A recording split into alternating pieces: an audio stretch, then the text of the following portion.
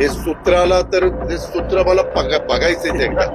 त्या सूत्र माझ्या हातात सापडू द्या, त्या सूत्राचा पुरा बंदोबस्त करतो. आम्हालाही वाटतं की बाबा ह्यांनी आमच्यावर राग व्यक्त करण्याच्या करता कोणाची काही सुपारी बिपारी घेतली का काय. अरे पण मला बोलण्याची वेळ का आणता. खोट्या बातम्या माझ्या करता आणि एकाच चॅनलनी चालवलं. मी नंतर कुबावत साहेबांना फोन केला. कुबावत म्हणले की दादा ही बातमी चुकीची, मी ताबडतोब बंद करतो. असं करू नका. आणि मी तुम्हाला सगळ्या पत्रकार मित्रांना माहितीये, महाराष्ट्राला माहितीये, मला जे बोलायचं ते मी बोलीन ना. हे तुमच्या टीव्ही 9 वाल्यांनी बातमी सोडलीच. या टीव्ही 9 वाला कोण इथं आहे मला जेव्हा समोर आणा त्याला.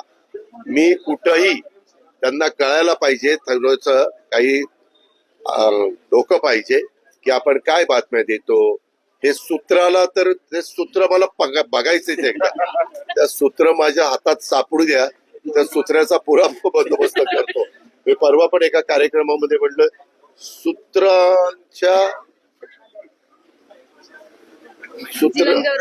नाही सूत्राला एक जीवन गौरव द्या असं कसं.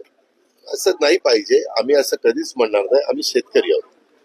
ज्या ज्या ठिकाणी शेतकऱ्याला मदत होईल अशा प्रकारच्या गोष्टी करण्याचा आम्ही प्रयत्न करत असतो. महायुतीचं सरकार करत असतं आणि या दादांत खोट्या बातम्या देऊन बदनामी करण्याचा प्रयत्न जे कोणी बातमीदार करतात, आम्हालाही वाटतं की बाबा ह्यांनी आमच्यावर राग व्यक्त करण्याच्या करता कोणाची काही सुपारी बिपारी घेतली का काय.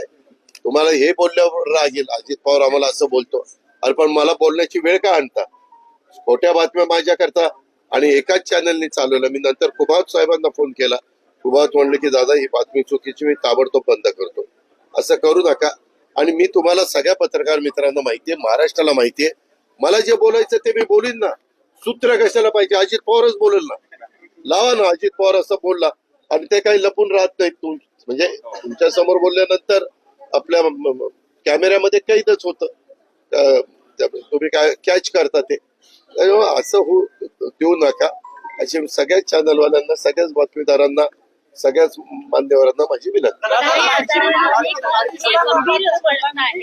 आणि महत्वाचं म्हणजे 10 लाखांपेक्षा जास्त या रुग्णांना खर्च येतोय आणि महिनाभर या रुग्णांना दवाखान्यात ठेवलं जाणार. मी आताच तुम्हाला त्याच्याबद्दल सांगितलेलं आहे. त्याबद्दल मला सोमवारी गेल्यानंतर मंत्रालयात पण सार्वजनिक आरोग्य विभागाला घेऊन बसावं लागेल.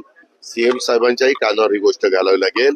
आणि ज्या कॉर्पोरेशनच्या हद्दीत आहे, शेवटी कॉर्पोरेशनची पण जबाबदारी त्यांच्या राज्यातले कार्यक्षेत्रातल्या लोकांना मदत करायची असते.